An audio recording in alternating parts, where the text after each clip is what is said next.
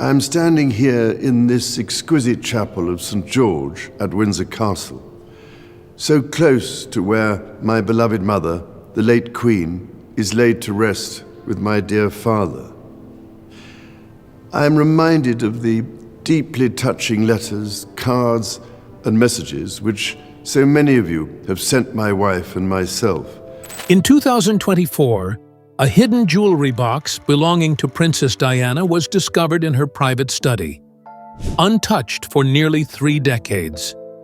When it was quietly delivered to King Charles, no one expected what would happen next. Inside were not just priceless heirlooms, but memories, and a handwritten note that shook him to his core. These weren't symbols of resentment. They were reminders of love, pain, and everything left unsaid. For the first time in decades, the king wept not for a princess, but for the woman he once loved.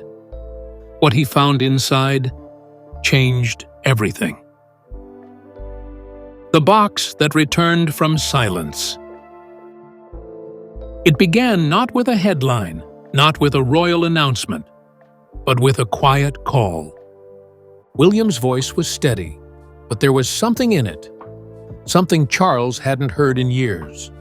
Not duty, not distance, but weight. "They found something," William said, "in Mum's old study. I thought you should have it." No other explanation, no warning. But the moment Charles hung up the phone, a memory stirred. That room, Diana's private study at Kensington Palace, had been locked for decades. Sealed off, untouched. Not out of neglect, but out of reverence. Almost like everyone was afraid of what had been left behind. 3 days later, a parcel arrived at Clarence's house. It was small, no larger than a book, but it was wrapped in a faded silk scarf. Diana's scarf. He knew it instantly. She had worn it in their early years, the one she tied around her hair when they'd gone walking by the Balmoral streams. Just the sight of it made his chest tighten. Charles sat in his study for a long time, just staring at it. He didn't open it right away. Something in him resisted. This wasn't part of the schedule. This wasn't ceremonial. This was personal and painful. But finally, alone and without a word, he pulled back the silk. Inside was a velvet box, dark blue, soft to the touch, and carefully preserved.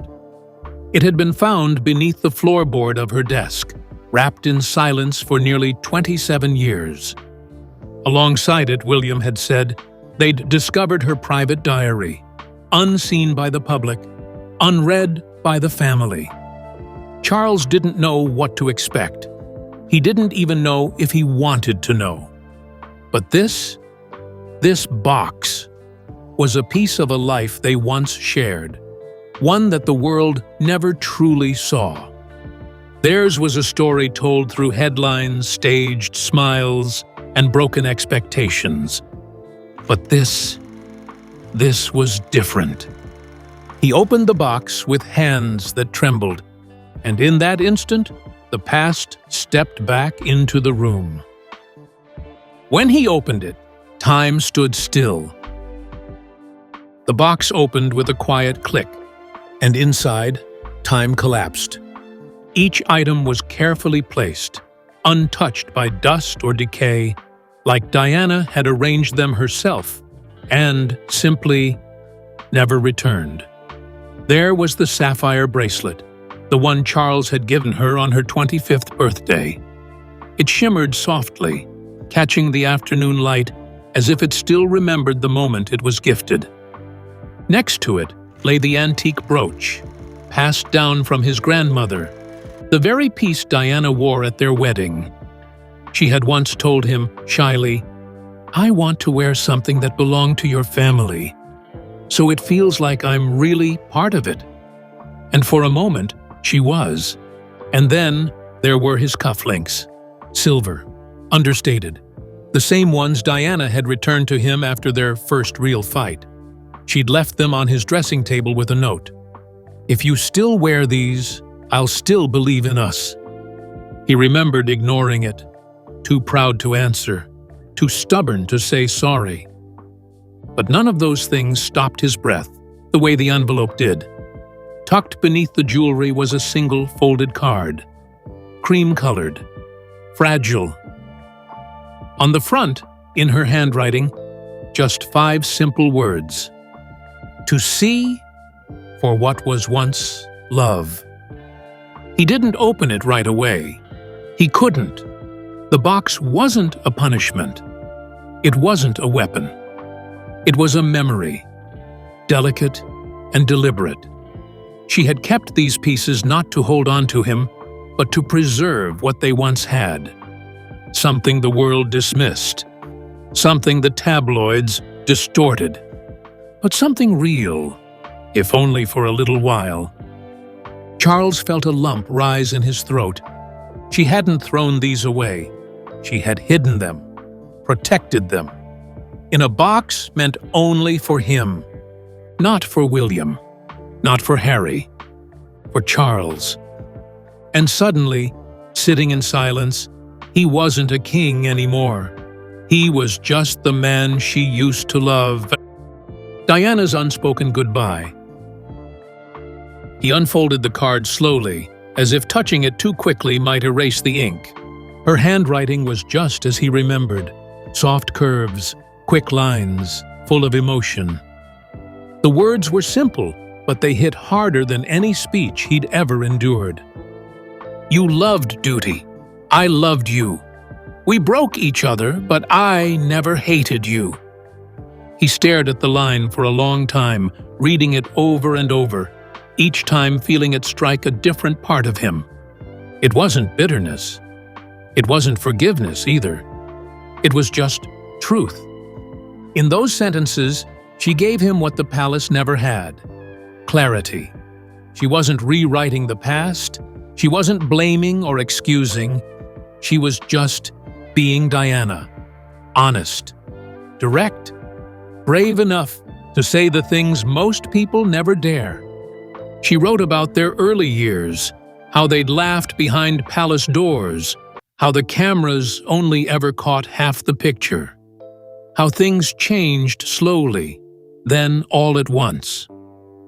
"I think we both tried," she wrote, "but we were two people trapped in a system that didn't know what to do with love."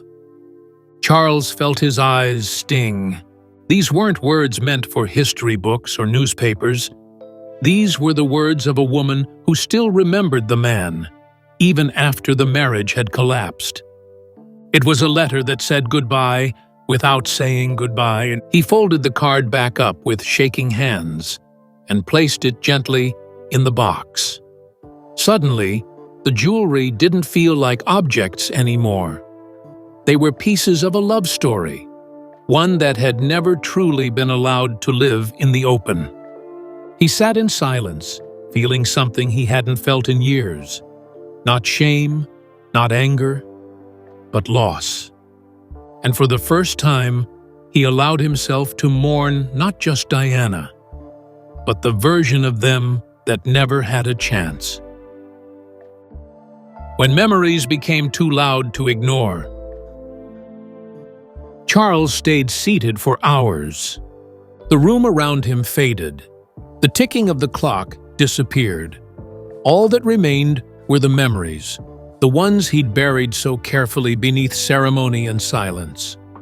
He remembered the night he gave her the sapphire bracelet. She'd smiled, really smiled. The kind of smile that wasn't for the press, just for him. They were on a private trip, far from the spotlight, and in that moment, they felt like a couple, not a crown. He thought about the brooch, the way Diana had pinned it to her dress with such pride on their wedding day. It wasn't just jewelry to her. It meant belonging, family. She had once told him, half laughing, "Maybe if I wear this, they'll let me stay." And the cufflinks. He hadn't worn them since, but now, holding them again, He remembered the exact tone of her voice when she gave them back. There was pain in her eyes, but still hope. And he had turned away. He wished he could take it all back, the things he didn't say, the things he didn't do. But more than anything, he wished he had seen her sooner. Not the princess, not the public figure, just her, the real her. He didn't realize he was crying until a tear dropped onto the velvet inside the box. It had taken nearly 3 decades and a forgotten jewelry box for him to finally sit with the full weight of who Diana had been, and who he had failed to be. It wasn't regret that overwhelmed him, it was the sharp sting of memory, unfiltered, unstaged, and finally, undeniable. The truth he couldn't avoid any longer. A few days later, Charles received a message from William. It was a scan of a page from Diana's hidden diary, the same one found next to the jewelry box. The handwriting was unmistakable. "I think I loved him more than he could ever return." That sentence alone knocked the wind out of him. There was no venom in it, no dramatics, just an honest admission of what she felt in her final year. She had loved him, truly, but she had been alone in that love. She had given all of herself, and the palace, his silence, his absence, had taken it piece by piece. She spoke of loneliness, of being watched but never seen. She wrote about smiling for the cameras and crying alone in corridors, but what stunned him most wasn't the sadness. It was her grace. "We were both trapped," she wrote, "just differently." Charles realized something he had never admitted before. She didn't hate him. Not really. She had understood him better than he understood himself. She knew he chose duty over love because it was the only language he'd ever been taught. And instead of condemning him for it, she simply told the truth. She was trying to make peace with the pain, to leave something behind that would matter, not for the public, but for the people who once held her heart. He stared at the page for a long time, his hand resting on the box beside him. Everything inside it, the card, the jewelry, the silence, was suddenly connected to something deeper. It wasn't just Diana reaching out from the past. It was her asking him one last time to see her, really see her. And for once, he did. When guilt cracked the king's armor. After reading Diana's words, Charles didn't move. The paper lay across his lap, the jewelry box still open beside him, and for a moment, the world felt impossibly still. He had spent decades building himself into the man the monarchy needed. Strong, silent, disciplined. But now, alone in that room, surrounded by reminders of a woman he once loved and lost, all of it began to crack. He touched the brooch with the tip of his finger and whispered, "I'm sorry. Not for one thing, but for all of it. For the cold silences, for the missed moments, for not protecting her when it mattered most." He whispered it again, "I'm sorry." But the room didn't answer back, and that silence hurt more than anything else. These weren't just old tokens from a failed marriage. They were pieces of a woman who had once believed in him, a woman who tried to reach him again and again, even as he retreated deeper into duty. And now, her voice was gone. All that was left was this box, this card, this truth. He had spent his life defending the institution, but in doing so, he had abandoned someone who was once his heart. And now, with no cameras, no advisors, no noise, Charles finally saw what Diana had wanted all along. To be heard, a love that couldn't survive the crown. But Charles found himself haunted by a single line from her note. Love cannot survive in a palace built on silence. He read it over and over, and each time it hit deeper. Because it was true. They had both entered the marriage with hope. But the weight of tradition, the constant demands of public life, the suffocating pressure of the crown, it crushed them. In another life, in another world, he believed they could have made it. Without the eyes, without the rules, without the cold, polished walls of the monarchy keeping them from each other.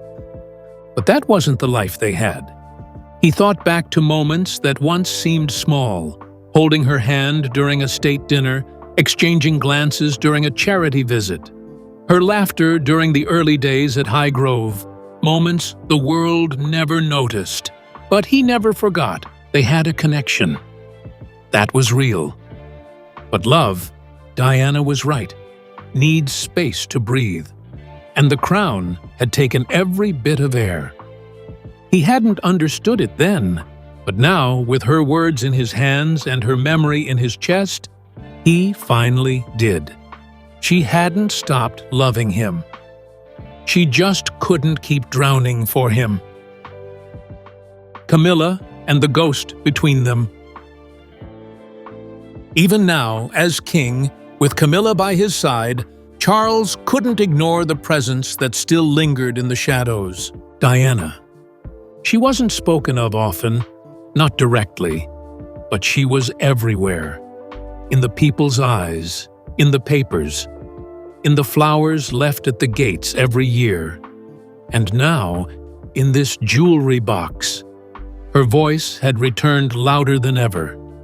He looked at Camilla across the dinner table that night and realized something painful. He had never offered her what he once shared with Diana, his soul. With Camilla, it had always been about stability, safety, familiarity. But with Diana, there had once been a spark, a mess, a storm. But it was alive. This box had reopened wounds he thought had long healed, not just because of what he'd lost, but because of what he'd never truly faced. There were choices he made back then that he could never undo. And while the world debated who was right or wrong, he sat there, staring at the proof that he had never really let Diana go. Not fully. He had tried to move on, and in many ways, he had. But this box reminded him that some love stories don't end. They just pause, trapped in time, unspoken, unfinished. Camilla didn't ask what was wrong that evening, and he didn't say. But later that night, he found himself holding Diana's cufflinks, turning them in his palm, and wondering, did she know he'd never truly forget her? The private collapse of a public king. The next day, Charles didn't attend his scheduled meeting. He told staff he was unwell, not sick, not busy, just unwell. He stayed in his study with the curtains drawn and Diana's letter open on the desk. It was there, surrounded by silence and shadows, that he let go. He opened the box again, saw the bracelet, the brooch, the cufflinks, and for the first time in decades, he didn't try to be composed. He didn't try to be royal. He didn't try to be anything but human. He cried, not the dignified, quiet kind, but the deep, aching kind, the kind that shakes your chest and leaves you gasping. He mourned not just Diana, but the version of himself she once saw. A version that could have chosen love over duty, emotion over image, vulnerability over protocol. He whispered things aloud, words he'd never said to anyone. I was scared. I didn't know how to love you right. I didn't know how to protect you. And I'm so sorry for letting silence answer where I should have spoken." He looked at the envelope again, the handwriting, the memories. For decades, he had spoken about Diana through carefully written tributes, ceremonial gestures, public admiration.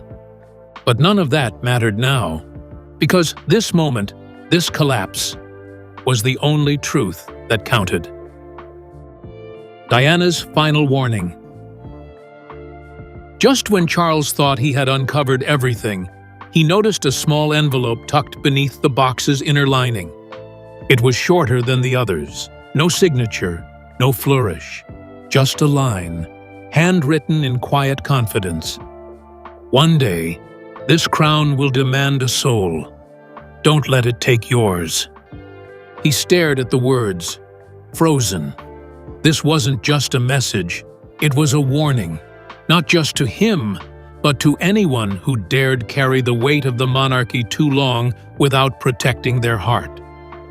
He read the line again and again. Diana had known what the crown could do. It didn't just demand appearances, it devoured emotion. It polished away pain. It buried truth under gold and silence. She had felt it, and now he felt it too. And the question echoed louder than anything else. Had he already given too much? That night, Charles sat with the letter folded beside him, the box gently closed. The scarf still smelled of her. For years, he thought he had left the past behind. But in one line, just one, Diana reminded him of something he could no longer ignore. He was still paying the cost of the crown, and now the only way to honor her was to stop letting it cost anyone else. Fatherhood in the shadow of Diana. For days, Charles couldn't sleep. He carried the weight of Diana's jewelry box like a stone in his chest. It wasn't just her voice that haunted him now. It was the question that echoed louder than any royal anthem. Had he protected the crown more than he'd protected his sons?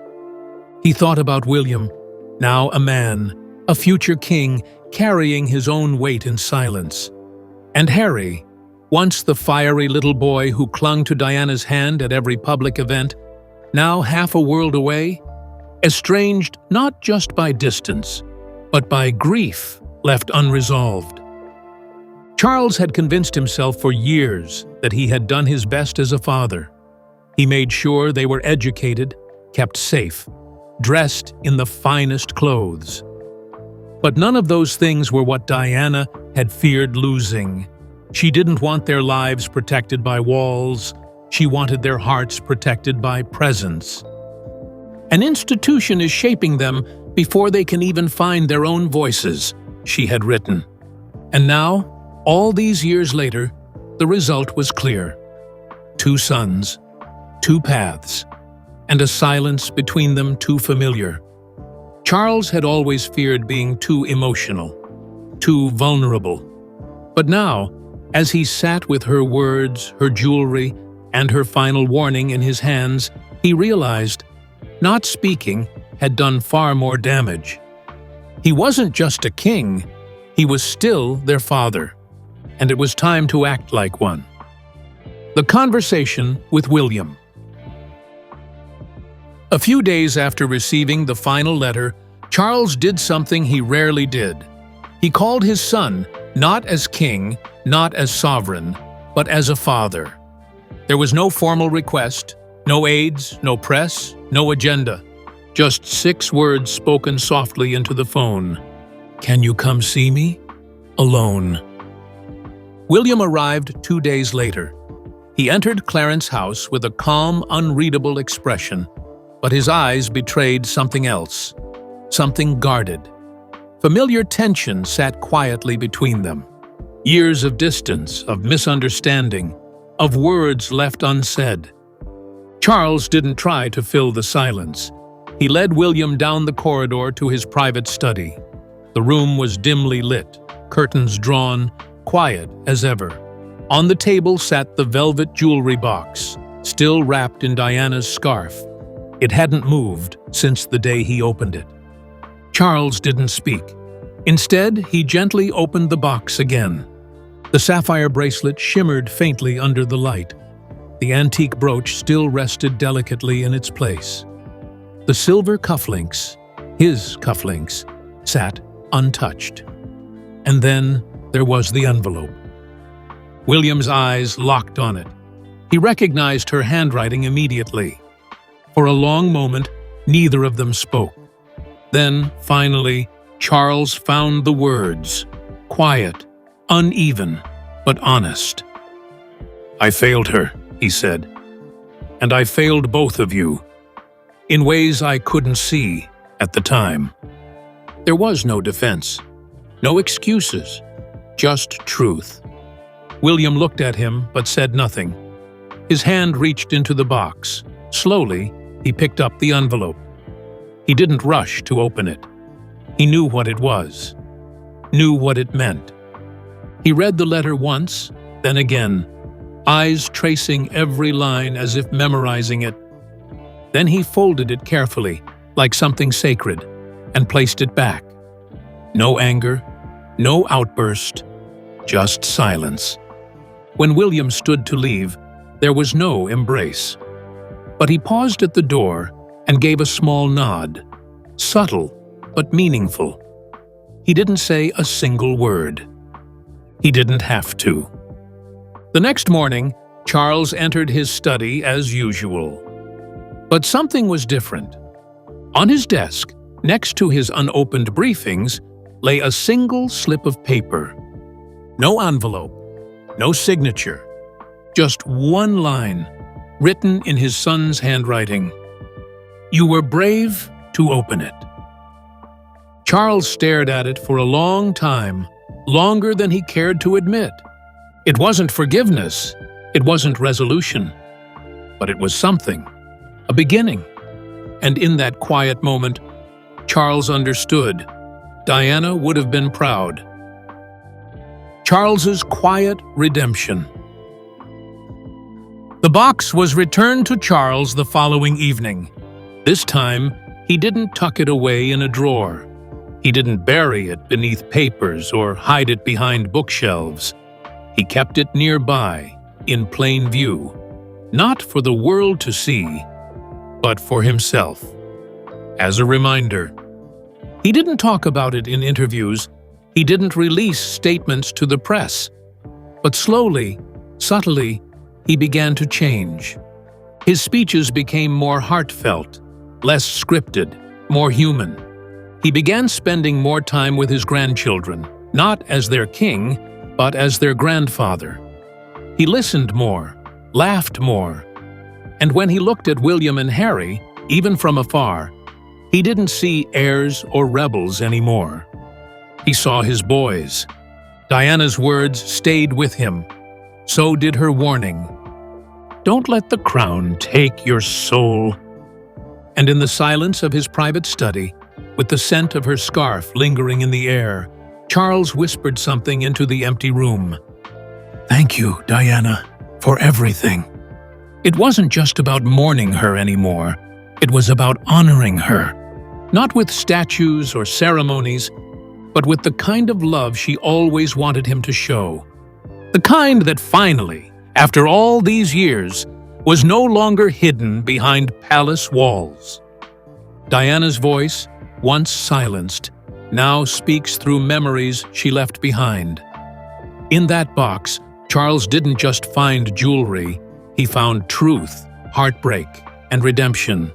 If this story moved you, like, share, and subscribe. Because some royal stories aren't just history. They're humanity, and they deserve to be heard.